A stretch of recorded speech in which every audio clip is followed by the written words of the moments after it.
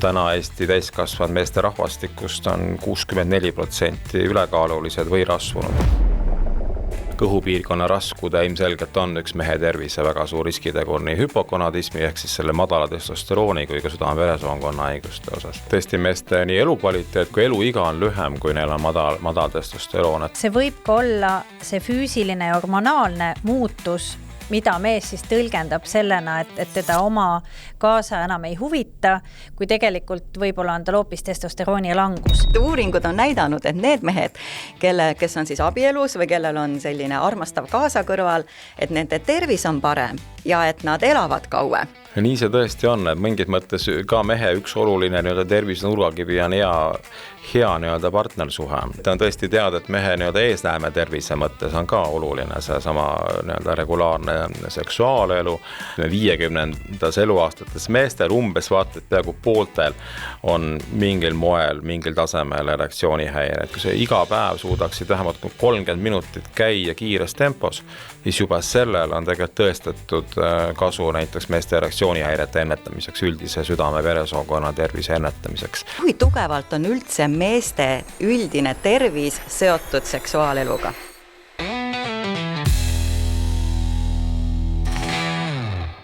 Tere hea naine ja täna loodetavasti ka tere hea mees, sellepärast et meie tänane episood räägib meeste tervisest, sest meie Britiga tegime podcasti 45+ vanusest naistele, aga täiesti üllatuslikult kuulavad meid ka mehed. Väga paljud mehed jälgivad meid sotsiaalmeedias, vaatavad seal klippe, mis me episoodidest välja lõikame ja ka jagavad neid. Ja meile tuli isegi kiri, et miks te räägite ainult naistest, miks te ei räägi meestest ja täna me seda teemegi. Ja kuna ikkagi meid vaatavad nii naised kui mehed, siis me otsustasime selle heas mõttes selle olukorra ära kasutada. Ja me tahamegi avada ka naiste jaoks seda meeste tervise tausta, mis hakkab toimuma meeste kehas ja meeste peas, kui nad saavutavad samamoodi selle 45+ ea, et me mõistaksime oma mehi paremini ja samamoodi kui te saate võib-olla kõrgemas eas kokku kaaslasega, kellega te tahate üksteist tundma õppida, siis alati on hea mõista seda teist poolt, et vältida igasuguseid arusaamatusi ja segadusi. Nii et selleks me olemegi siis külla kutsunud endale Tartu Ülikooli kliinikumi meestekliiniku juhi, androloogi Kristjan Pommi. Tere tulemast meie podcasti. Tervist. Meie siis Rokkidest 100 sarja kõige populaarsem episood on menopausist. Ja väga palju on üldse hakatud rääkima ka meedias rohkem ja rohkem menopausist. Aga ma olen kuulnud, et on ka andropaus, mis on siis meestel. Kuidas see on? Kas saab tõmmata võrdusmärki, et kas andropaus on midagi sellist meestel, nagu on menopaus naistel? Päris võrdusmärki tõmmata ei saa, et meestena me võime tegelikult olla õnnelikud, et parimal juhul ei tule mitte kunagi mitte mingisugust andropausi. Et elu kestab 100 tõesti mehe jaoks välja. Ehk et sellist hormonaalset muutust, mis oleks mingi vanusega nii seotud, et tekib drastiline näiteks siis meessugu hormooni langus, mida siis võiks andropausis kutsuda, tegelikult meestel ei ole. Et mõistena on olnud tõesti kasutusel aastaid 10 tagasi, et tänapäeval tegelikult andropaus kui mõiste väga korrektne ei ole. Küll aga on tõesti teada see, et kuskil seal 40. eluaastate alguses keskel hakkab see meessugu hormooni tootmine mehe kehas vaikselt langema, umbes 1% aastas, et tegelikult see muutus on väga aeglane ja parimal juhul tegelikult elab mees tõesti 100 aastani nii, et tema meessugu hormoon võib püsida normaalsel tasemel ilma mingisuguse pausita. Rääkige täpselt, mis see testosteroon on. Muidugi testosterooni vahele võib tõmmata nagu sellise võrdusmärgi, et see kuidagi nagu võrdub sellise macholikkusega. Ma mäletan, ma käisin Pärnus Endla teatris vaatamas lavastust Testosteroon. Seal oli laval kari mehi, kes olid hästi machod ja hästi palju ropendasid. Aga mis on tegelikult testosterooni roll siis mehe kehas, nii siis seal alla 40 kui ka siis elu nii-öelda teises pooles? Jah, et tõesti ilma testosteroonita päris mees eksisteerida ei saa. Et tegelikult oluline on juba seal üsasisese küpsemise perioodil alles oma ema kõhus kasvades ühele poisslapsele, et kõik need suguelundid, kõik organid kasvaksid nii, nagu ühele mehele on vaja, et tegelikult juba algus algab sealt. täiskasvanu ikka jõudes, eks ole, murde ja alguses ka on ilmselgelt need hormonaalsed muutused ühe poisi kehas toimumas ja seesama meessuguhormoon ikkagi vastutabki selle eest, et kõik need nii-öelda välised sugutunnused areneks siis mehel nii, nagu nad olema peavad. Pluss reguleerib ta mehel ka seenmerakkude tootmist, on selgelt seotud mehe viljakusega, aga tegelikult mitte ainult see, vaid on näiteks ka vereloomes oluline roll, et näiteks kui meil on selline ebaselge aneemia või olukord, kus siis on kole madal hemoglobiin, inimene tunneb end väsinuna, ei saa sotti, miks see nii on, et tegelikult on ka seal testosteroonil oma roll, et mingis mõttes võib neid mõjusid nagu jagada võib-olla 3 sellisesse hea olemise klassi, et üks on füüsiline tervis, et tõesti selline tugev lihaskond, füüsiline hea taastumine on väga selgelt meessuguhormooniga seotud. Teine pool on selline vaimne tervis tegelikult ka, et on ka teada, et kui see hormoonitase on väga-väga madal, siis kipub ikkagi tekkima sellist nii-öelda laiskust, apaatsust, enam ei jaksa keskenduda, ehk et ka sellise nii-öelda vaimse võimekusega mingis mõttes on see meessuguhormoon väga selgelt seotud. Ja kolmandana seksuaaltervis, et ilmselgelt erektsioon, soov elada suguelu, soov olla seksuaalvahekorras on samamoodi sellest meessuguhormooni tasemest sõltuv. Kui nüüd mehel hakkab see testosterooni tase langema, millised siis need sümptomid on, et ta saaks aru, et midagi on kehvasti? No ütleme, kõige sagedasemad sümptomid ongi seotud sellise väsimustundega, arusaamatu väsimus, et tuled töölt koju ja eriti midagi teha ei viitsi, kui sööd veel väga suure kõhutäie, mida võib-olla õhtul ei oleks tegelikult tark teha, siis seda kergemini uni seal televiisoris istudes või kuskil mujal kodus istudes ka peale tuleb, et selline nii-öelda tahteaktiivsuse vähenemine, ebaselge pidevke väsimustunne, et ei viitsi, ei taha, pole isegi et hobid, mis pakkusid enne pinget või mingid tegevused, mis väljaspool tööd ja pereelu olid, justkui lükkad need eemale, et ei ole nagu sellist jaksu ja sellist sisemist säramist ja põlemist. Et see on väga sage madala hormoonitase, testosterooni taseme nii-öelda väljund mehele. Ja teine pool tõesti, mida mehed ise ka tunnevad või mida naine märkab või partner märkab, on see, et mees ei taha enam nii tihti suguelu elada kui mingid ajad tagasi. Ehk et tõesti selline suguiha langus, millega võivad siis kombineeruda, eks ole, ka erektsioonihäired. Et need võib-olla on kõige juhtivamad sellised tegurid. Aga mida siis mõeldakse selle all, kui öeldakse, et mehel on keskea kriis, kui tekivad need mootorrattad ja punased Ferrarid nooremad naised ja võib-olla ka nooremad naised, et mis siis toimub mehe elus, miks ta teeb need valikud, miks ta äkki paneb oma nii-öelda kõik senise elu pausile või siis jätab selle lausa maha ja teeb sellised täiesti uued ja ekstreemsemad valikud, et millest see tuleb? Ja võt sellele küsimusele ei oskagi ju päris hästi vastata, et miks see niimoodi on, et kui teaks, oleks õnnelik ja jagaks seda väga lahkelt seda teadmist, et miks see nii on, no tõesti ei tea, et ilmselt seal mehe elukaarel on mingid olulised verstapostid, et kui mõelda, et siin 40-50 eluaasta nii jõudes, heal juhul, eks ole, mehel on edukas või vähemalt tema jaoks rahuldust pakkuv nii-öelda tööalane karjäär, ilmselt on hästi, ehk on hästi ka pereeluga, et siis võib-olla tekib mingi tunne, et tahaks nagu midagi elus veel, otsitakse mingit uut nii-öelda põnevust või väljakutset. Ja nüüd sõltub, kuidas keegi selle mõtte oma peas siis realiseerib, et ma arvan, et variante on ilmselt mitu, osad on võib-olla tervislikumad, osad mitte kõige tervislikumad variandid, aga miks see täpselt nii on, ei oskagi tegelikult vastata. Enne seda tänast episoodi ma guugeldasin ja lugesin artikleid, kus teie räägite või doktor Punav räägib, ma ei mäleta kumma artiklis see nüüd oli, aga mulle meenub, et keegi teist rääkis sellest, kuidas siis seal nii-öelda siis seal keskea kriisis on ju, et selles eas mehed, et ta on olnud seal võib-olla 20-30 aastat koos ühe naisega ja ta arvab, et tal ei ole seda seksuaalhuvi enam sellepärast, et see enda naine enam ei eruta, on ju nii kaua koos oldud. Ja siis ta hakkabki otsima seda nooremat, heal juhul leiabki selle noorema naise, aga siis selgub, et see ei olegi vastusta küsimusele.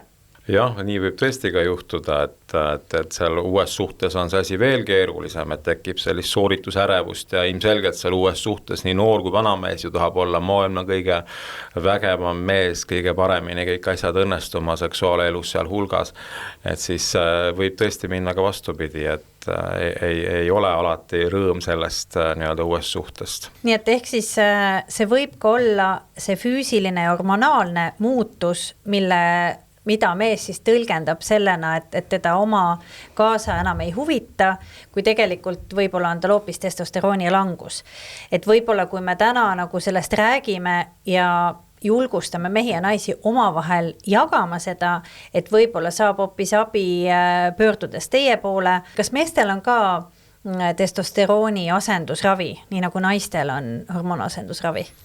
On tõesti võimalik neid mehi ka hormoonasendusraviga aidata ja see tegelikult on nagu ikkagi mitu sammu veel enne, mida on võimalik teha, et tegelikult me ju teame seda, et mehed, kelle kehamassiindeks on üle 30 ehk rasvunud, taustaks nii palju, et täna Eesti täiskasvanud meeste rahvastikust on 64% ülekaalulised või rasvunud, ehk et vähem on normkaalus mehi kui ülekaalulisi, 64% viimast Tervise Arengu Instituudi andmete järgi.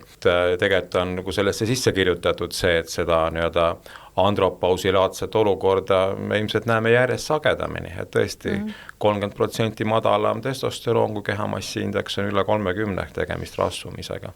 Ja siin tegelikult aitab väga hästi see, kui mehele see olukord ära seletada, mida, eks ole, põhjustab, mida teeb ja see paneb seda oma toitumist muutma ja reguleerima, eriti kui on tore partner, eks ole, kellega on pikka aega koos oldud kõrval ja soov seda elu nautida, rõõmu tunda, et siis tõesti mees suudab end väga hästi kokku võtta ja kaal langeb, testosterooni tase paraneb, suhted paranevad, üldine elus hakkama saamine paraneb.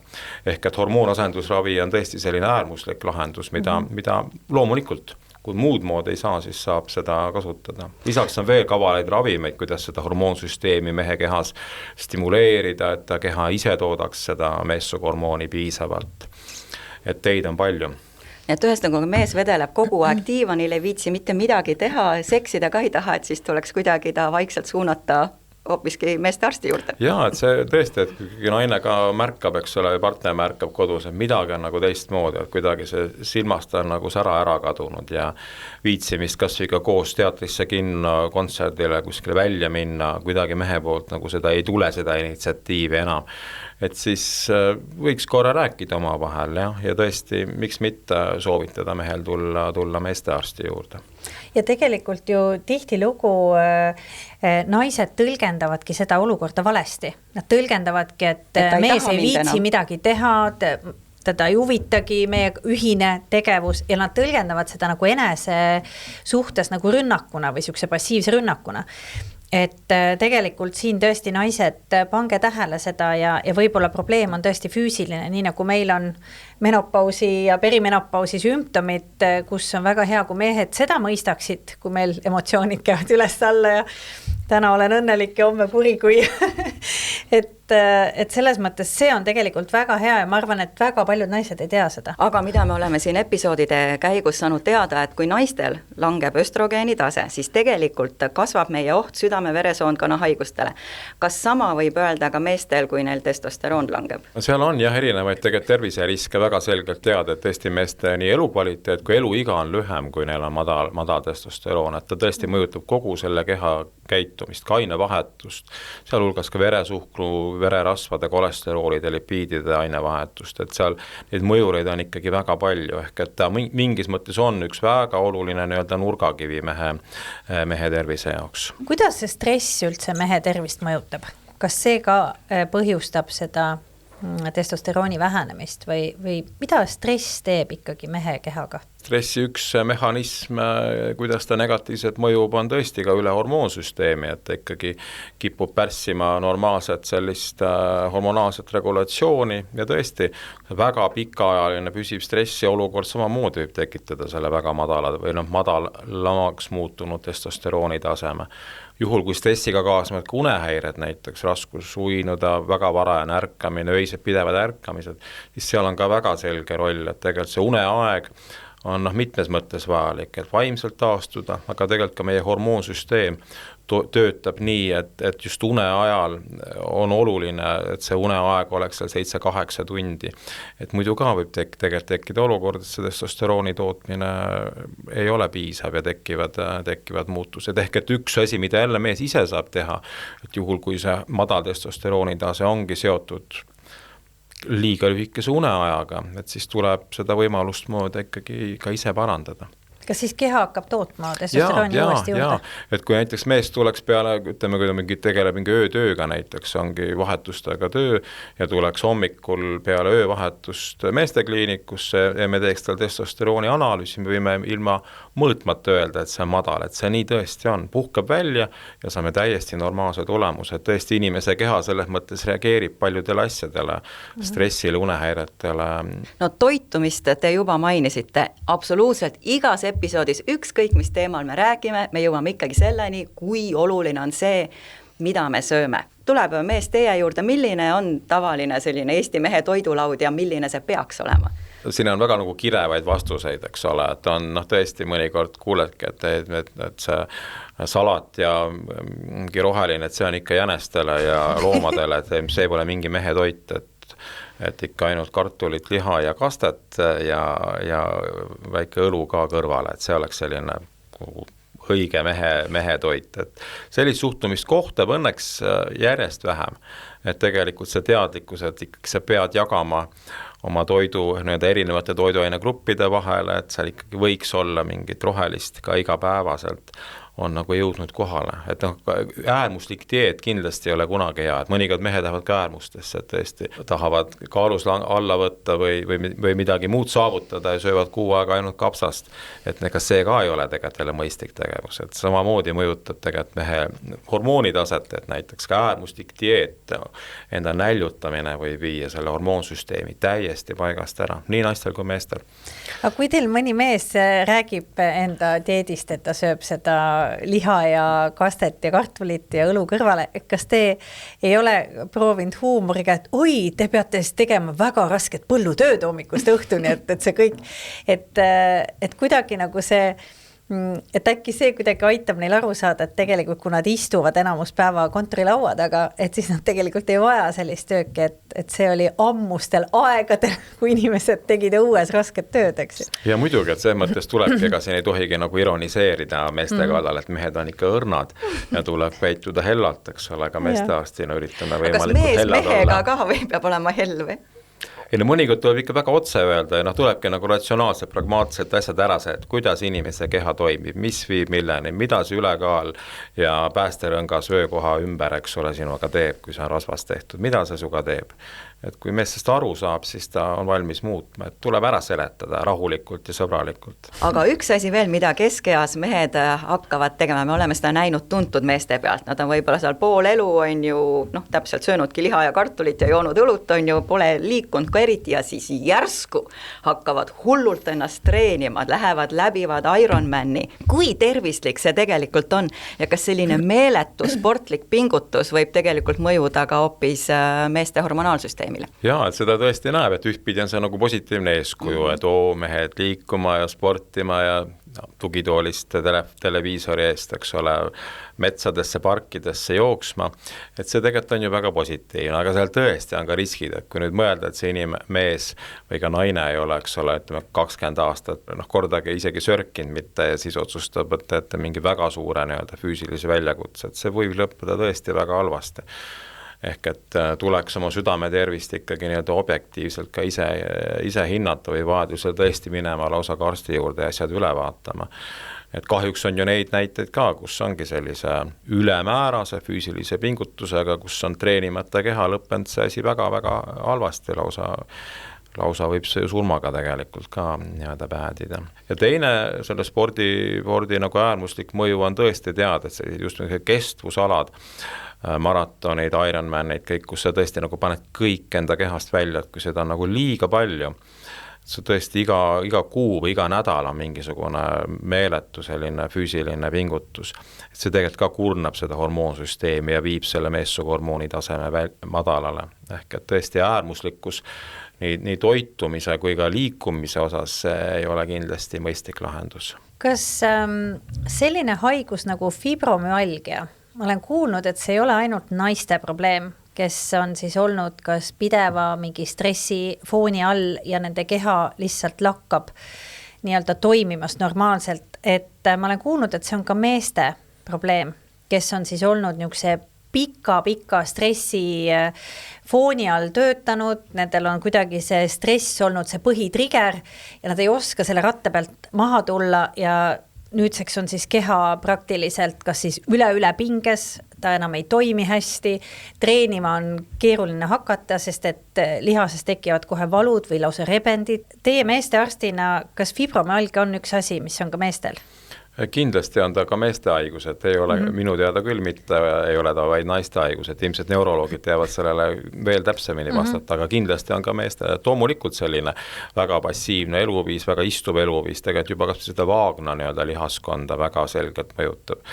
Ja seda me ka tõesti näeme, et mehed, kelle liikumisaktiivsus on madalam, kui see veel kombineerub ülekaaluga, siis sageli tekivad sellised valu nii-öelda pinged just nimelt vaagna piirkonda, alakõhtu, mis kiirguda kätesse ja jalgadesse, selga, ehk sellist nii-öelda fibromüalgiale või muule kroonilise valule omast kaebust meestel väga sageli. Et siin tõesti aitabki see ka füsioteraapia liikumine, mõistlik liikumine, et sa pead oma keha nii-öelda liikuma sundima, et siis need hädad on ikkagi ka ennetatavad. Milline on see mõistlik liikumine, mida teie arstina soovitate meestele, millega nad peaksid siis iga nädal tegelema? Kõige mõõdukam soovitus on see, et kui see iga päev suudaksid vähemalt 30 minutit käia kiires tempos, siis juba sellel on tegelikult tõestatud kasu näiteks meeste erektsioonihäirete ennetamiseks, üldise südame-veresoonkonna tervise ennetamiseks. Ja seda peaks suutma igaüks teha. Veel parem oleks, kui seal iga nädal oleks ka mingisugune, eks ole, nii-öelda füüsiline lisakoormus, mingi treening, eks ole, kõikidele lihasgruppidele. Aga tõesti kas või see, et iga päev proovida 30 minutit käia jala nii, et natukenegi südamerütm kiireneks. No te juba mainisite seda, et mis oli üle 60% Eesti mehi on ülekaalus, aga mis on Eesti selline mehe keskmine eluiga võrreldes siis Eesti naistega ja võrreldes muu Euroopaga? Ühtpidi me võime ju õnnelikud olla, et viimase 30 aasta jooksul on see meeste oodatav eluiga järjest niimoodi vaikselt kasvanud. Täna jõuab siis 74,3 juurde, kui ma õigesti peast mäletan, 74 oli see kindlasti. Ja ühtpidi on ju nagu päris kaua, teistpidi ega ikka ei ole küll, et Euroopa Liidu keskmisest jääme kuskil 4-5 aastat maha ja naiste oodatavast eluajast 8-9 aastat Eestis, et tegelikult ikkagi see on murekoht. Ja kui me sageli oma eestlastena tahame ikka võrrelda ju Põhjamaadega, et meie oleme Põhjamaa üks oluline osa, et siis vanuse mõttes, oodatava eluea mõttes me jääme Põhjamaast ikka väga kaugele, et seal elavad mehed Rootsi, Norra 81-82 eluaastat keskmiselt. Ja kas tervena ka? Teine on see tervena elatud eluaastate arv, et sellega võib-olla nagu veel kurvem, et see jääb kuskil sinna 50 keskpaika, eks ole. Seal me sellist väga suurt trendi tõusu mõttes viimased 10 aastat enam ei näe, sama ka naistel tegelikult, jah. Aga kui nüüd seda tervelt elatud aastaid võrrelda Euroopaga ja Põhjamaadega, kui suur seal on erinev? Ikka jääme maha, igal pool me jääme maha. Aga kui suur see Läti, Leedu maavõistluses oleme ka kindlalt esikohal, et nendele teeme ära ja veel paljudele riikidele. Soomlastele ei tee, et soomlased elavad ka kauem. Soomlased, kes väidetavalt joovad väga palju, elavad kauem ja tervemana kui meiega. Aga mis nii seal Norras ja Rootsis need tervelt elatud aastad meeste puhul on? Võt seda ma peast praegu ei riski öelda. Et huvitav oleks teada, et kas see vahe on suurem kui see üleüldiselt elatud aastad, et ma kahtlustan, et see on suurem see vahe, et seal kuidagi see enese eest hoolitsemine on loomulikum. Kindlasti on suurem, ega ju see oodatav eluiga ikkagi on selle tervena elamisega ka see väga selgelt ju seotud. Aga süüdi on siis ikkagi see, et mehed ei liigu piisavalt ja toituvad ebatervislikult ja joovad liiga palju alkoholi. Kui Eesti naised joovad ennast surnuks, vahepeal räägiti lausa nii, kuidas Eesti meestega on? No alkoholi tarvitamine jah, eks ametliku statistika järgi ilmselgelt on ju ikka probleemkoht, et õnneks ei ole võib-olla süvenenud viimaste aastatega, mingis mõttes me näeme ikkagi ka positiivseid trende. Samas see positiivseid trendide taga, eks ole, võib olla veel nagu süngemaid stsenaariume, et seal võivad olla muud ained, mis siis on muutunud, tulnud selle asemele. Ehk et tegelikult ka meestekliinikus me alati meeste käest uurime, kui mingid segased lood nii-öelda ei saa aru, kus need tervisemured tulevad, et siis ikkagi tuleb ausalt ära rääkida, et mis on suhe alkoholiga, nikotiiniga, mitte ainult suits, eks ole, vaid ka mokatubakas, muud nikotiini variandid ja ka muud mõnuained. Et kahjuks seda järjest rohkem siiski kohtab.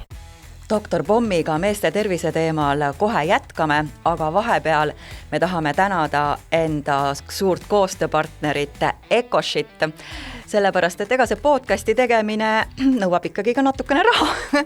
Ja me oleme EcoShile väga tänulikud, et EcoSh toetab ja aitab meil teieni, kallid naised ja nüüd ka kallid mehed, tuua siis väga vajalik info, kuidas tervena elada kaua. Ja kuna me oleme lubanud, et me teeme koostööd ainult ettevõtetega, kelle tooteid me ka ise reaalselt tarvitame, siis ma igaks juks ütlen siin, et meeste tooteid meie Kaidiga katsetada ei saa, aga me kindlasti katsetame neid oma kaasade peal.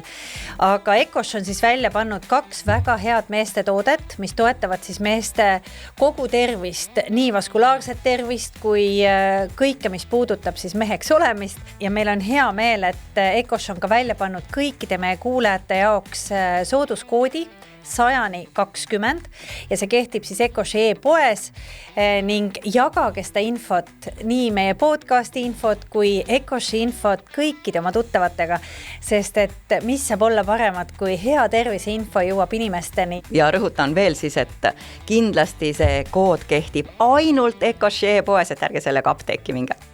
Kui Eesti mees tuleb arsti juurde, nüüd ma olen kuulnud, et vist juba rohkem, et see paraneb, nad juba lähevad kergemini sinna arsti juurde. Aga mis on ikkagi see põhiline põhjus, mis on nagu see trigger või see, mis neid motiveerib sinna arstikabineti uksest sisse astuma? Ühtpidi võib öelda tõesti nii, et seks müüb, et tõesti, kui tekivad seksuaalelus häired, siis lõpuks toob mehe arsti juurde, et on tore ja kallis naine või muu partner ja tahad temaga seksuaalelu elada ja võtta erektsioon on kehv, et siis ilmselgelt see lõpuks ikkagi arsti juurde toob. Teine on kindlasti järjest rohkem ka neid mehi, kes ongi aru saanud ja teavad, et tervist peaks kontrollima ka siis, kui ei ole ühtegi kaebust. Parem ikkagi leida asjad üles enne, kui tõsised kaebused, sümptomid on avaldunud. Tullakse ka selleks, et lihtsalt enda tervist kontrollida.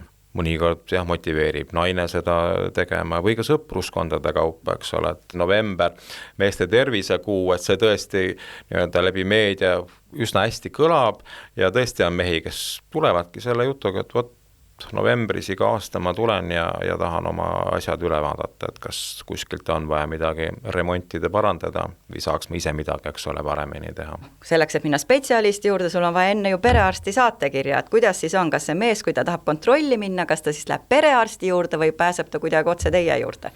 Kui me neid uuringuid teeme Tervisekassa raha eest, siis ilmselgelt on tal vaja saatekirja. Samas võib tõesti meestekliinikusse tulla ka nii, et sa ei võta seda saatekirja, sel juhul lihtsalt tuleb ise need uuringute kulud kanda ja kui mõelda, kas see nüüd on liiga kallis kõik, siis tegelikult ju tervise mõttes ta ei ole kallis ja on võimalik nii teha, aga valdav enamus loomulikult siis ikkagi tuleb läbi saatekirja ja siin tõesti nagu julgustaks mehi ka, et kus ikkagi on tervisemure, mis on võib-olla ka intiimtervisega, seksuaaltervisega seotud, siis tasu nagu ka perearsti karta või häbeneda seda muret rääkida, et perearst siis teaks suunata edasi või ise ka, eks ole, lahendusi pakkuda. Palju ju muresid on võimalik ka perearstil ise edukalt ära lahendada. No me teame, et nõukaajal seks oli tabu, on ju, ja ega sellest ei räägita ja praegu need siuksed 50+, 45+, meil on natuke ikkagi seda nõukaaega, on ka meis veel alles ju.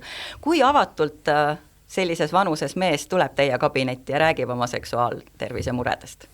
Mida ta ütleb teile? Kuna me seda otse, eks ole, küsime väga sageli, siis need vastused ikkagi on ausad ja ilma mingisuguse valehäbita ja mõnikord tõesti näed, et mehel on küsimusele, et kuidas ma teid aidata saan või miks te tulite, et siis tekib mingi vaikus, ei juleta midagi öelda, et siis lihtsalt tuleb vaikselt seda juttu edasi veeretada, ise küsida neid küsimusi, et kas on mured erektsiooniga, muud hädad, eks ole, et siis ikkagi mehed avanevad täitsa hästi ja on valmis oma hädad ikkagi õigesti arstiga ära jagama. Aga kui mees tuleb meestearsti juurde ja ütleb, et ta tahab lihtsalt kontrollida oma tervist, et tal ei ole otseselt mingid kaebusi, aga tahabki selle meestekuu raames kontrollida, kas siis see on normaalne, et talle tehakse kõik vajalikud analüüsid vastavalt tema vanusele, et saada siis teada, mis on tema tervislik seisukord? Kuidas meie meestekliinikus teeme tõesti, et mingis mõttes on ju see rõõmuhetk, et mees on tulnud arsti juurde ja nüüd on see, kus tuleb, eks ole, kõik riskid korraga üle vaadata. Et ilmselgelt me avame siis ka, vaatame digiloo, et tänas ikkagi see e-tervise lahendused on ka päris head, et me näeme, kas mees on teinud mingeid üldtervise kontrolle või mitte, et kui ta ei ole neid teinud viimase 5 või 10 aasta jooksul, siis me loomulikult need riskid ka ju nii-öelda maandame ja kontrollime. Paar aastat tagasi me tegime uuringu, kus vaatasime 40 kuni 49 aastaseid Eesti mehi, võiks olla nagu täis elujõus parimais aastas ilma mingite hädadeta. Ja mis sealt välja tuli, ühe asjana näiteks oli see, et 75% neist oli kõrgem kolesterooli tase, kui see oleks mõistlik. Täna neil ei olnud, eks ole, kaebusi, kui see kolesterool jääb kõrgeks, siis 10 aasta jooksul on seal insuldi, infarkti, erektsioonihäirete riskid tegelikult selgelt olemas. Ehk et see kaebuse puudumine ei tähenda, et ei tuleks inimest kontrollida. Et siin tõesti kohati võivad nii-öelda erinevad arstid suhtuda lahendustesse erinevat. Meie meestearstidena selgelt usume sellesse, et pigem ikkagi on tark need screeningud teha, need ei ole nii kallid uuringud ja neid ei ole vaja iga kuu, eks ole, mõnikord mitte iga aasta korrata, vaid mingisuguste selgete tsüklitega. Juhul, kui näiteks on tegemist perekondliku hüperkolesteroleemiaga, olukorraga, et söö nii hästi, kui sa tahad, nii tervislikult, sul on see kolesterool kõrge, et siis ega sa ei saagi seda muud moodi teada, kui sa ei tee vereanalüüsi. Ja neid riske on jällegi võimalik tegelikult ju ravimite või toidulisandite või ka toitumisharjumuste soovituste läbi maandada ja muuta. Aga kui nüüd mehel on erektsioonihäired, et kas see sõltub ka vanusest või seal ei ole vanusega mingit pistmist? Millest need erektsioonihäired tulevad? On tegelikult väga selge vanuseline seos, et ütleme suures plaanis võiks niimoodi öelda, et seal 50. eluaastates meestel umbes vaata, et peaaegu pooltel on mingil moel, mingil tasemel erektsioonihäired, 20-30 aastastel tõesti 10-20% väga vähe. Ja see erektsioonihäire põhjus või olemus on tõesti vanusegrupiti väga erinev. Noortel meestel on ta ikkagi reeglina selline sooritusärevus, hirm uue partneriga vahekorra ees, kartus, et äkki ei tule välja, äkki vajub erektsioon õigel hetkel ära, et seal tõesti sellel hirmul on väga tugev jõud. Ehk et siin tegelikult ongi ülioluline see partnersuhe, et siis tuleb ka naisel partneril olla tark, eks ole, ja mitte nagu mees süüdistada, mis sul häda on, et kas sa oled haige või et kas sa ei armasta mind või kas ma ei meeldi sulle. Et kõik sellised sõnavõtud ilmselgelt seda meest võib-olla tümitavad veelgi ja veel suuremaks hirm, eks ole, läheb. Et noorte meestel rohkem me näeme sellist psühhogeenset erektsioonihäiret. Juhul, kui see mees ongi elanud ebatervislikku elu, suitsetanud alkohol, rasvane toit, ülekaal, siis ilmselgelt see kõige suurem osakaal erektsioonihäiretest on ikkagi veresoonkonna haigustega seotud häda, et tõesti veresooned lupjuvad, peenikesed arterid on esimesed, mis hakkavad sellest lupjumisest märku andma ja tekivadki erektsiooniga seotud mured, et sellise keskealise mehe puhul ikkagi väga sageli on ta seotud vaskulaarse geneesiga. Plus ka närvisüsteem, eks ole, mängib siin rolli, et palju erinevaid tegureid. Kas see võib olla ka stressist tingitud? Kindlasti jaa, eks muidugi on stress ka, et on see stress siis seotud sellega, et see korduvalt ebaõnnestub, eks ole, tööga seotud stress, magamatus, mis omakorda nagu enne räägitud just seda meessuguhormooni poolt mõjutab, et ilmselgelt ka see hormonaalne pool on siin erektsioonihäirete puhul väga-väga olulisel kohal.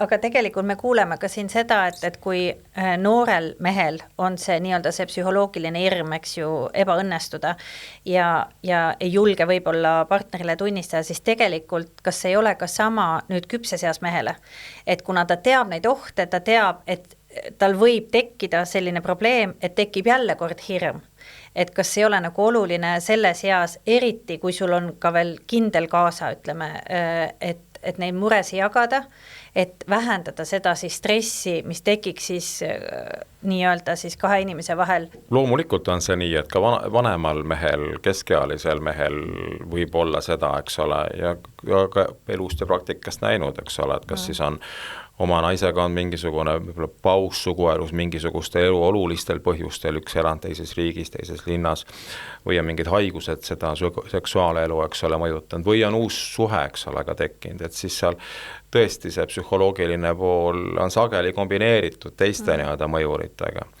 Ja siin tõesti julgustaks mehi ikkagi selle mure kohal otsima abi arsti juurest, et tegelikult on võimalik peaaegu alati neid mehi aidata, et on väga targad ja kavalad ravimid, mis aitavad. Ja see ei tähenda, et see on elu lõpuni siis ravimi kasutamine vajalik seksuaaleluks, et ei ole kaugel sellest, et mõnikord tõesti piisabki 1-2 korrast mõnest erektsioonihäire ravimi kasutamisest ja saab sellest soorituspingest üle ja asi läheb edasi edukalt ilma igasugu ravimeid kasutamata. Viagra on üks, mida kõik teavad on ja ka neid on veel mingite teiste nimedega ka, aga kui tihti seda siis mees võtta tohib, mainisite siin küll paar korda, aga kas ta võib seda võtta siis enne igat seksuaalakti, enne seda korda või kui tihti võib neid selliseid ravimeid tarbida? No neid erektsioonihäire ravimeid võib põhimõtteliselt tõesti võtta ka igapäevaselt, jah, et oluline on seal tõesti mitte seda lubatud doosi nagu märkimisväärselt,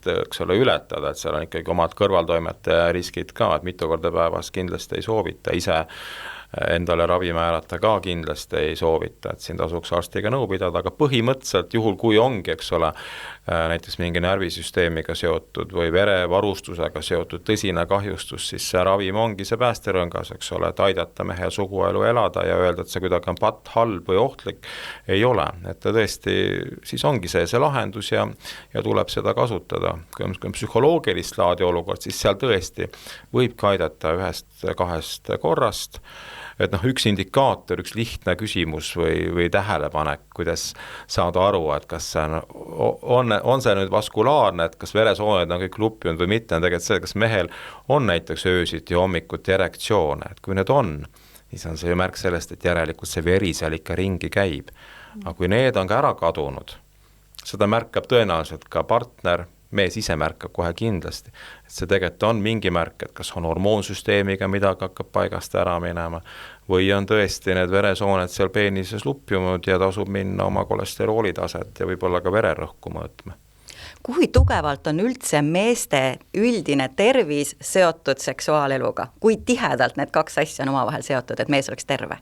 Mingis mõttes on ju seal ka lihtsad seosed, et sageli ja usume, et ikkagi 99% juhtudes see seksuaalelu pakub naudingut ja rõõmu. Et see tegelikult ju lõõgastab inimest, tekitab heaolu tunda, aitab kaasa kõigele sellele, et need hormoonid oleks korras ja kõik muu suhetes oleks, eks ole, hästi, et selles mõttes on tal oluline roll. Teine on see, et on tõesti teada, et mehe eesnäeme tervise mõttes on ka oluline see sama regulaarne seksuaalelu, et ta tõesti aitab mõnel juhul ka erinevad vanema eaga seotud urineerimishäired võib-olla hoida madalamal tasemel või üldse ära hoida, võib mõnikord aidata, et ei tekiks mingit põletikke kusesugu elundkonda, eesnäeme põletikust rääkides. Ja on tegelikult ka mõnedes uuringutes leidnud kinnitus see, et ka eesnäeme vähki haigestumine näiteks nendel meestel, kes elavad regulaarselt iga nädalas suguelu, on väiksema riskiga kui meestega, kellel on see väga-väga harv. No aga aitab ka see, kui mees siis nii-öelda ise ennast aitab, on ju? Põhimõtteliselt aitab ka see. Et üks väga huvitav asi, mida nagu ma ütlesin enne, et ma guugeldasin, lugesin artikleid, mul on tunne, et ma tean nüüd meeste tervisest juba rohkem kui ma enda mees. Teie rääkisite, et lisaks tervislikule toitumisele ja liikumisele võib eesnäärme kaitsmisel rolli mängida regulaarne ejakulatsioon ja seal vist oli neid kordi mingi 26 või? On nii või? Ja seal on tõesti paar uuringut tehtud, kus on vaadatud, just nimelt võrreldud, eks ole, et iga nädalaselt 3-4 korda versus grupp, kellel on see kord kvartalis või kord kuus, et seal tõesti on see suur vahe ja et ütleme iga nädal 2-3 seemnepulsa, et tegelikult mehe tervise jaoks oleks hea. Aga siin on kindlasti oluline, et see ei ole mingi norm, et see ei pea nii olema, et ei ole olemas normi, kui sage suguelu on vajalik naisele või mehele. Selle libedale teele kindlasti täna astuda ei, seda me ei taha. Aga samas ikkagi julgustada, kellel on kindel kaasa, ütleme, kui me räägime praegu nii-öelda siis kooselupaaridest pikemat aega koos olnud, et ikkagi julgustada ka siis seda seksuaalelu selles mõttes, et mitte, sest ma olen ka kuulnud inimesed, kes on pikalt koos olnud, et see meid enam ei huvita, et me oleme nii kaua koos olnud, et kuule, meil on kõik need asjad tehtud ja nähtud, et kuule, meid see enam ei huvita. Et siis tegelikult me saame aru, et ikkagi mehe seisukohalt ja ma usun ka tegelikult naiste seisukohalt on see tegelikult vajalik.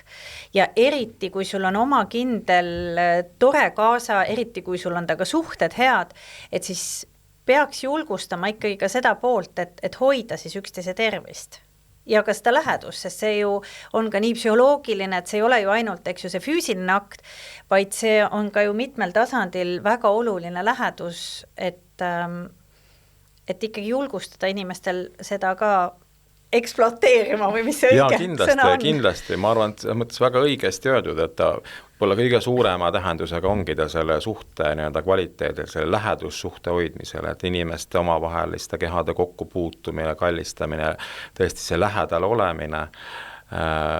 Üks tuttav kunagi ütles sellise toreda mõtte, et lähedaste inimestega tuleb suhelda lähedalt. Et see tõesti on nii, et see lähedustunne ja lähedal olemine, seksuaalvahekorras olemine tegelikult liidab neid inimesi ja aitab koos hoida, aitab mõlemal, eks ole, mingit võib-olla ka pinget, päevapinget on ju maha võtta. Et ta on tõesti selline tervise oluline nurgakivi. Ja mõnikord on nii, et võib-olla ei olegi võimalik, eks ole, ka tavapärasel moel enam olla seksuaalvahekorras, et on mingid haigused, mis on jätnud võib-olla pöördumatu, eks ole, rolli, et siis ka seal tegelikult see lähedus on ikkagi alles, et seksuaalsusel on ka ju palju erinevaid nii-öelda väljundeid, et oluline tõesti heas paari suhtes on see, et sellist lähedus suudetaks hoida. Nüüd selliste paaride puhul, kes on pikalt koos olnud ja ütlevad, et umbes, et meie jaoks see pole enam oluline.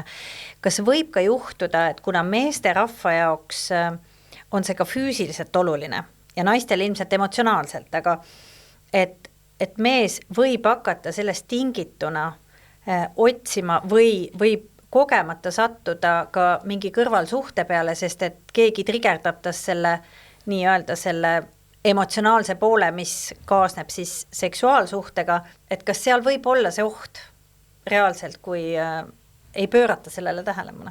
No kindlasti on seal ohukoht ja risk olemas, et loomulikult. Ma lugesin ka seda, et uuringud on näidanud, et need mehed, kes on siis abielus või kellel on selline armastav kaasa kõrval, et nende tervis on parem ja et nad elavad kauem. Ja nii see tõesti on, et mingid mõttes ka mehe üks oluline nii-öelda tervise nurgakivi on hea nii-öelda partnersuhe, et tõesti see nii-öelda motiveerib meest ju pingutama, et kui seal on ka väga hea ja mõnus seksuaalelu, meest saab aru, et ta tahab seda hoida ja teab, et seal on tervise käitumisega, tervisega seosed, siis see ilmselgelt motiveerib ka elama tervislikumat elu, et tõesti uuringud on seda näidanud, et need mehed, kes on paari suhtes, neil on vähem erinevaid kahjulikke harjumusi, erinevate meelemürkide kasutamist äärmuslikel moodustel eriti vähem võrreldes nendega, kes elavad üksinda. Et see üksindus on üks väga suur ka terviserisk.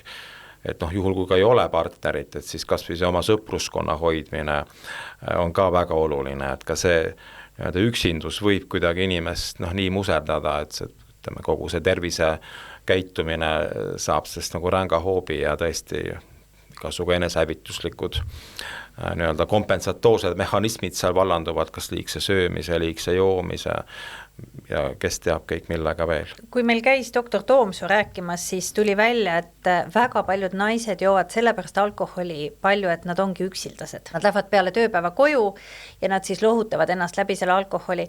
Kui palju te märkate seda meeste puhul, et kas meestel on suurem tõenäosus otsida sõpruskonda ja suhelda sõpradega ja ma ei tea, erinevaid mänge mängides, jalgpallid, golfid, asjad, kas on vähem mehi, kes on üksildased, just sellise probleemiga nagu üksildased kui naised? Ma arvan, et see vastupidi. isegi, ma arvan, et see on vastupidi, et naiste puhul pigem sellist nii-öelda sõbrannatsemist ikkagi on oluliselt rohkem kui meestel sõprade, oma nii-öelda väga kindlate lähedaste sõprade olemasolu. Mõnikord ongi, et mehe see ainuke nii-öelda lähedane inimene ongi tema naine ja kui seal võib mingi katastroof juhtub, siis mees võibki täitsa nagu üksi jääda, et kui ta ei ole ka suurt võib-olla suguvõsa või suurt perekonda kõrval, et siis ta võib jääda täiesti üksi. Et meestel kahjuks jah, kuidagi selliste sõpruskondade hoidmine või lähedaste sõprade hoidmine pigem on nagu kehvemal järjel. Võib-olla tõesti kuulumine kuskile klubidesse, mingi selline võib-olla pinnapealne, eks ole, tutvuskond võib olla väga-väga lai, aga sellist südamesõprust minu teada ka uuringutes on see kinnitust leidnud, et tõesti meestel on vähem kui naistel. Mitu sõbrannat on kohe kindlasti, kellele on elumuret ja elurõõmu jagada, eks ole, või kurta. Aga mehed ei kipu rääkima ka. Mehed ei kipu alati rääkima ja jah, kõige kurvem on ka, kui ta ka siis sellele oma naisele, keda ta tegelikult ju armastab ja tahab temaga nii-öelda koos olla ka talle julge, eks ole, rääkida. Ja. Aga kui levinud on Eesti meeste hulgas ikkagi eesnäärmevähk ja on ka veel munandivähk? Meeste kõige sagedasem pahaloomuline kasvaja ongi eesnäärmevähk, et kõige värskema statistika järgi siis 1500 eesnäärmevähi juhtu aastas Eestis, mis on väga-väga suur number.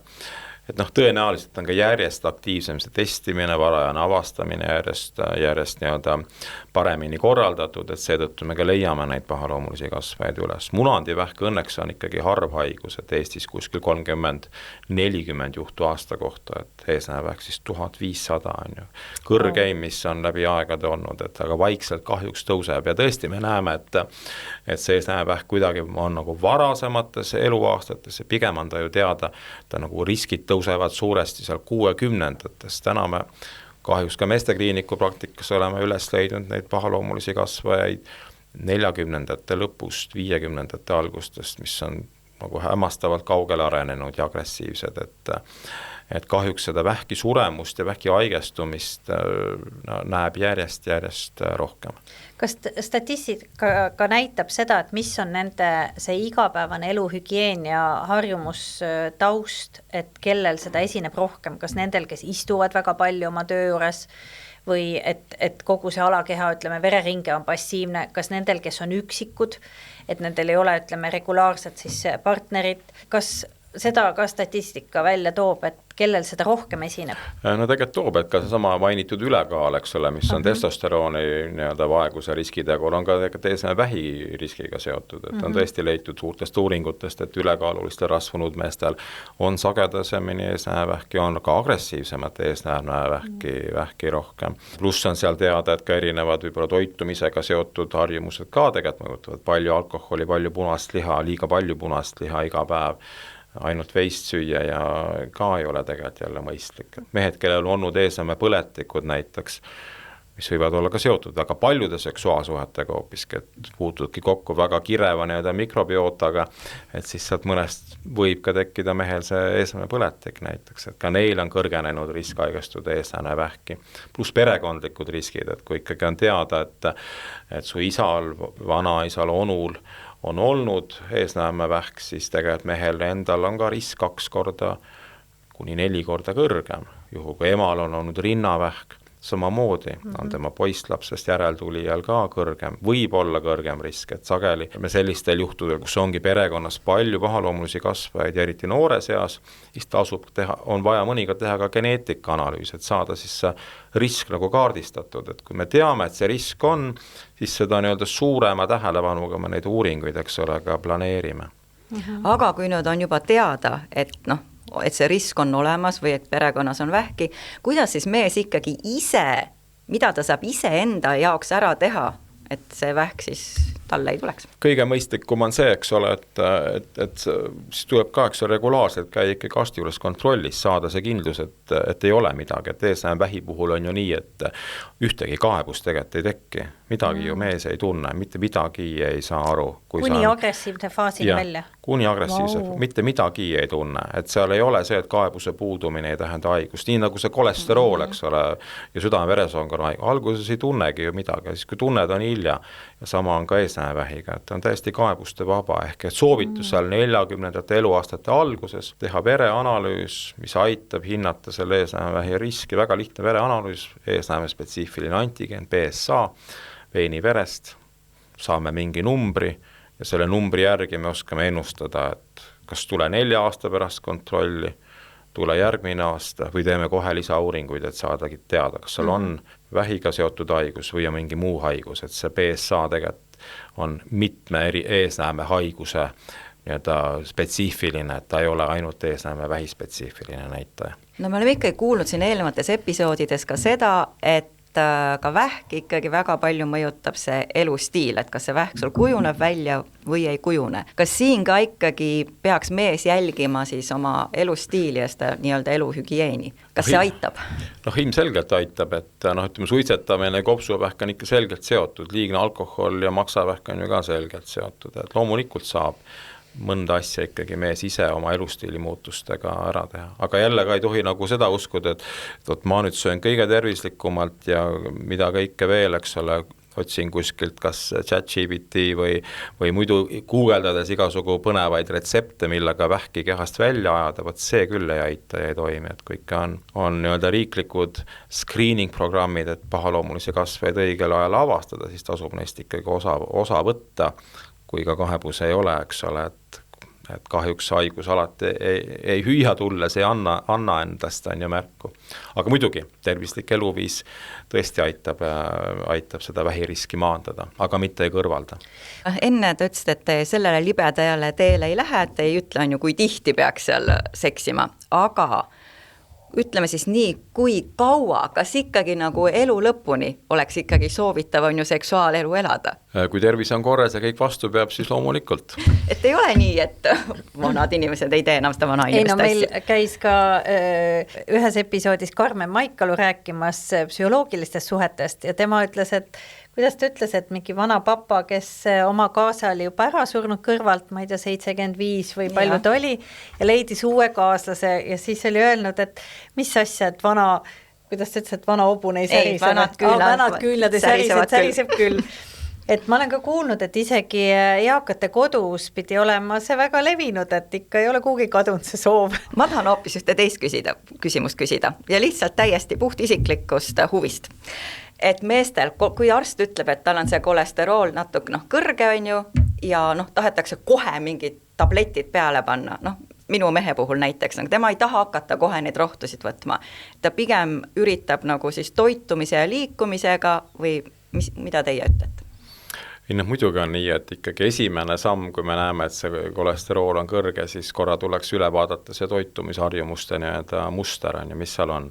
Kas saaks midagi kuskilt ära jätta, midagi aseme tuua, mida ei ole menüüs, nagu näiteks köögiviljad, rohelised asjad, kiudainerikad toidud on ja vaadata see pool üle ja kui selle muutusega on võimalik saada kolesterooli rangus, siis loomulikult pole ravimit vaja, aga nagu öeldud, mõnikord võib olla perekondlik eelsoodumus ja sellel juhul ei aita see ainuüksi see tervislik toitumine. Ja siin tegelikult on võib-olla üks ka jälle nagu lihtne asi korra nagu ise mõelda, et kas mu perekonnas on olnud näiteks palju infarkte, insulte, noores eas näiteks südame-veresoonkonna haigustesse surma.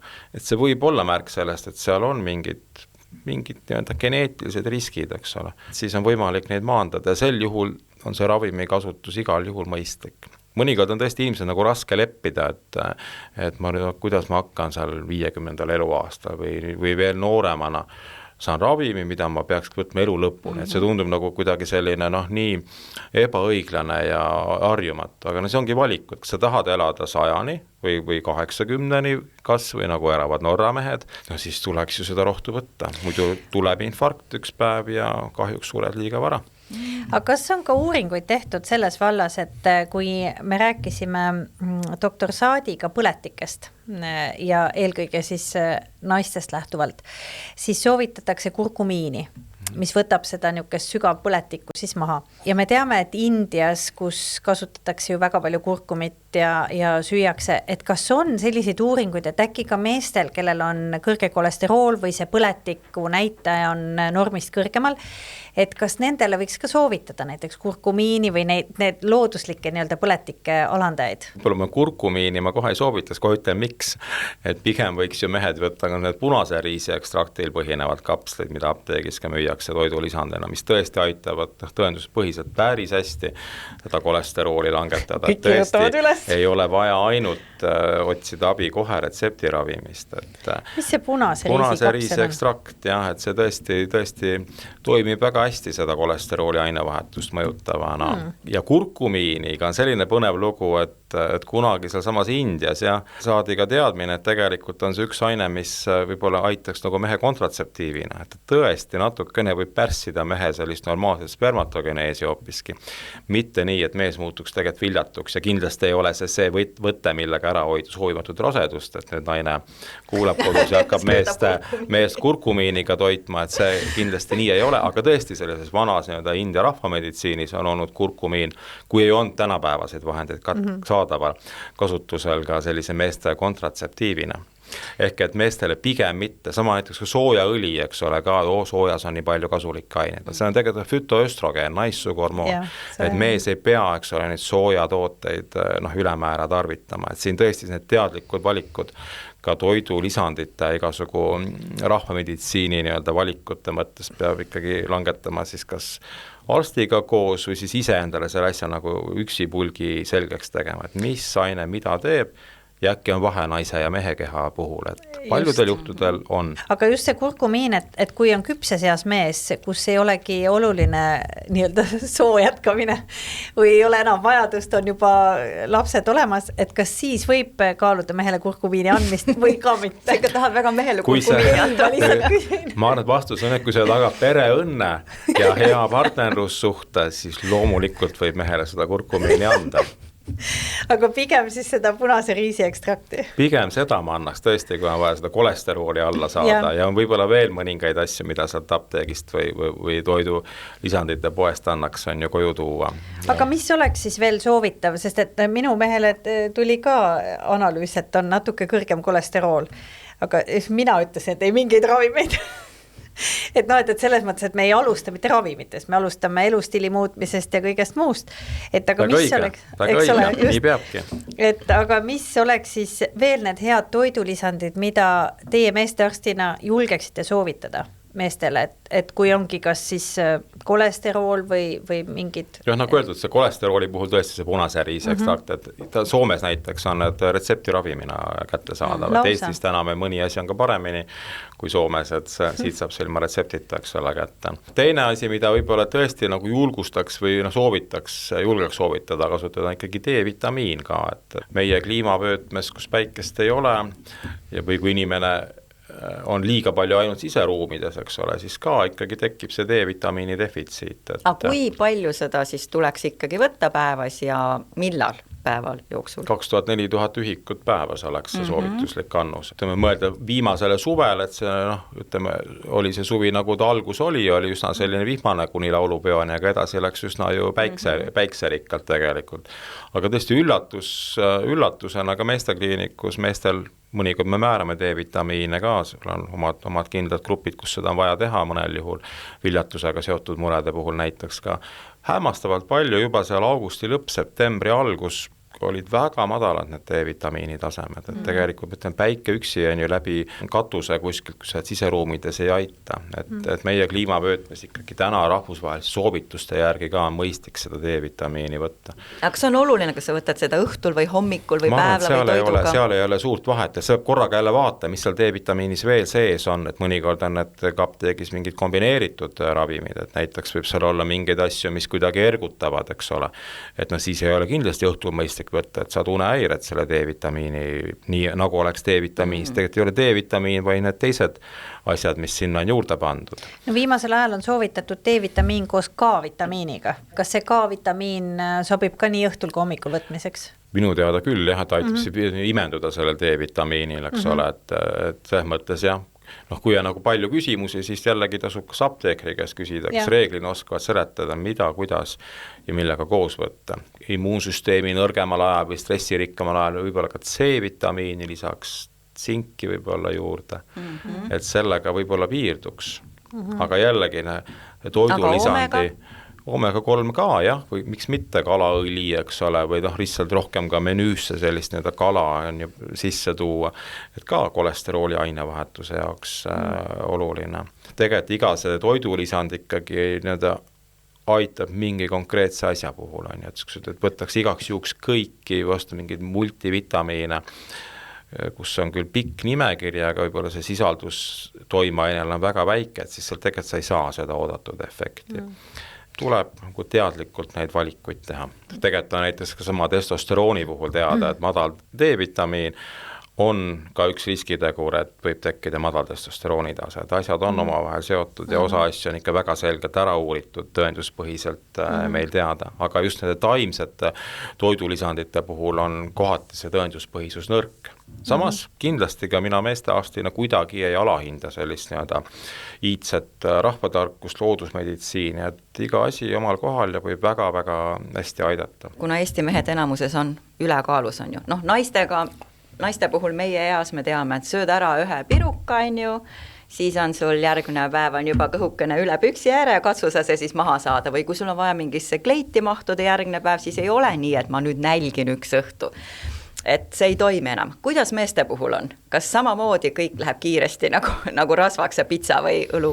Ka vanusega ainevahetus ju muutub, on ju nii mehel kui naisel.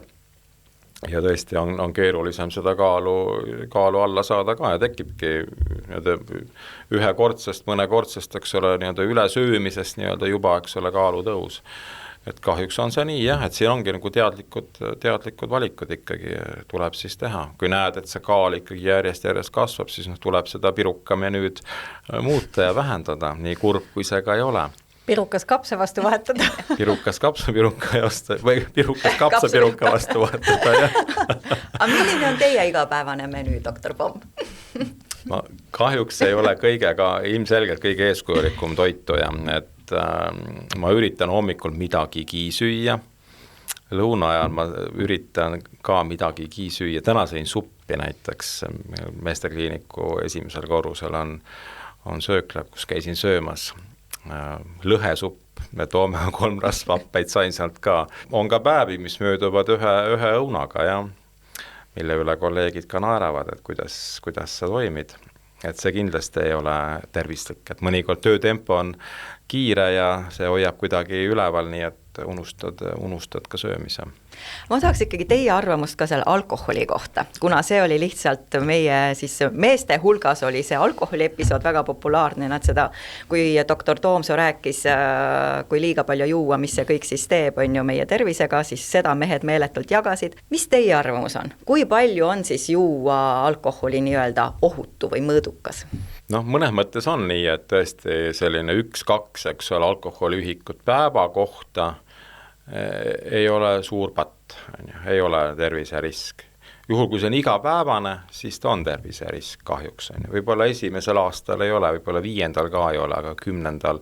see on, kahjuks ikkagi kasvab siis alkoholi janu ja need kogused muutuvad järjest suuremaks. Et ehk et igapäevane väike alkoholikogus pigem ikkagi ei ole mõistlik. Ja sellest tulenebki ka üks selline ikkagi soovitus, et nädalas peaks olema neid päevi rohkem, kus alkoholi ei tarbi. Ja veel viimane küsimus. Kuidas Eesti mees tuleb toime sellise vanemaks jäämisega ja vananemisega? Palju mehi tuleb sellega päris hästi, eks ole, toime, ja seal sõltubki, et kus ta oma elujärjega kõige mõttes on, nii töö mõttes, pere mõttes, sõpruskonna mõttes, et kui see võrgustik su ümber on tugev ja sa teed tööd, mis sulle nagu pinget, eks ole, pakub ja rõõmu igapäevaselt teeb, et siis tuleb see mees väga hästi toime. Kui ta kuskilt midagi logiseb või kõik asjad logisevad, siis kipub see tervis ka käest ära minema ja kaob see elurõõm, elutahe, enda tervena hoidmise tahe ka ära, et tõesti väga erinev, aga suures pildis, kui ma vaatan neid mehi, iga päev ju neid näen meestekliinikus, siis ikkagi rohkem ma näen sellist särasilmset ja oma eluga hästi toime tulevat meest. aga on ka kurbi hetke ja raskeid hetki, et kus näed, et kuskil on kõik elus nii paigast ära läinud ja siis veel tervisega ka tõsised mured, et siis on tõesti raske neid mõnikord aidata ja seal kõrval ka ise olla. Aga see ikkagi ei olnud veel viimane küsimus, sest me alati oma episoodid püüame lõpetada selliste konkreetsete nõuannetega. Mis oleks nüüd teie sellised konkreetsed, lihtsad nõuanded, mida iga mees saab kohe oma ellu rakendada, mis siis maandaksid terviseriskid ja aitaksid tal võimalikult kaua tervena elada? Võib-olla üks selline õhtune naisega ühine harjutus võiks olla ju see, et võtaks siis mõõdulindi ja mõõdaks ära, mis on vöö ümber mõõt.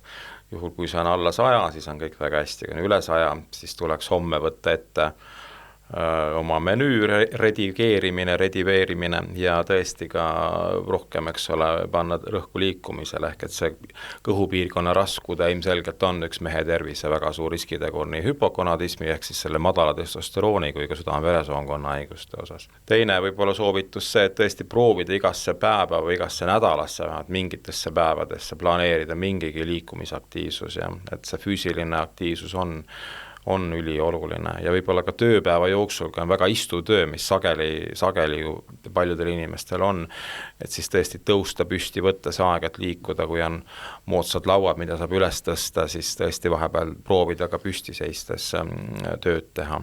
Et see liikumine tõesti on ülioluline. Ja kolmandana tõesti hoida neid oma lähedussuhteid, ma arvan, et see on, nagu öeldud, väga suure tähendusega mehe tervise jaoks, et hoida oma sõpru, leida ka sõpru ja kindlasti oma kaaslast armastada ja teha parim, et see suhe püsiks.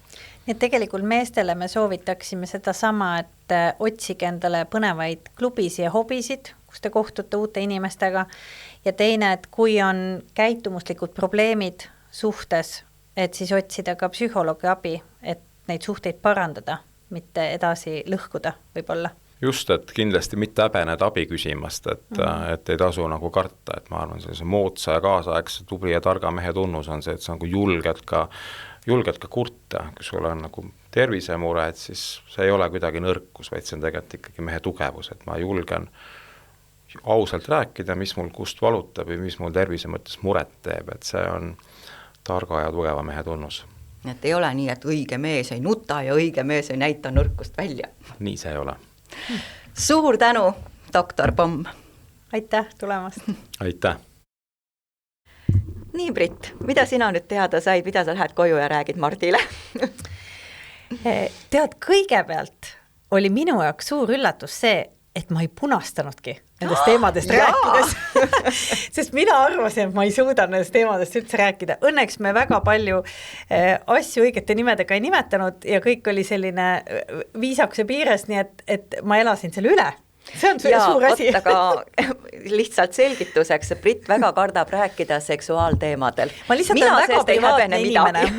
väga privaatne inimene, ma kunagi ei räägi, ma isegi oma parimate sõbrannadega ei räägi mitte kunagi oma seksuaalelust ega üldse oma suhetest.